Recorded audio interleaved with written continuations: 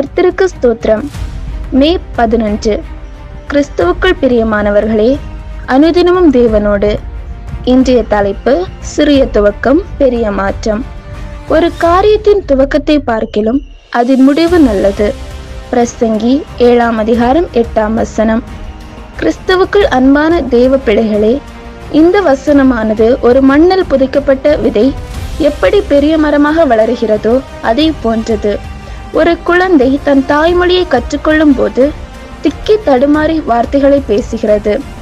ஆனால் அது எந்த தடுமாற்றமும் இன்றி குறிப்பிட்ட நாட்களில் அந்த மொழியை தெள்ள தெளிவாக பேசுகிறது.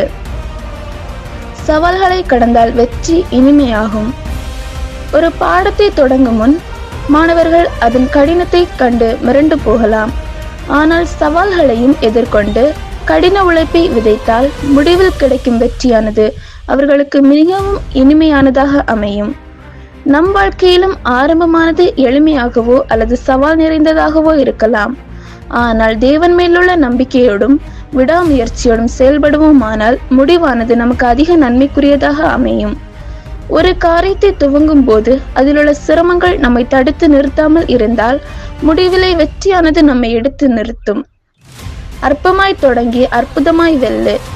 தேவ சுத்தமான ஒரு சிறிய காரியமாய் இருந்தாலும் தேவன் மேலுள்ள முதல் அடியை எடுத்து வைக்கும் போது துவக்கத்தில் தடுமாறலாம். ஆனால் தேவன் நம்மை முடிவில் தடம் பதிக்க வைப்பார். ஒரு சிறு பையன் கொடுத்த அற்பமான 5 அப்பங்களும் 2 மீன்களும் ஆயிரக்கணக்கான மக்களின் பசியை ஆற்றியது. இப்படி நம்முடைய வாழ்க்கையிலும் கொஞ்சம்தான் இருக்கிறது என்று துவண்டு போகாதீருங்கள்.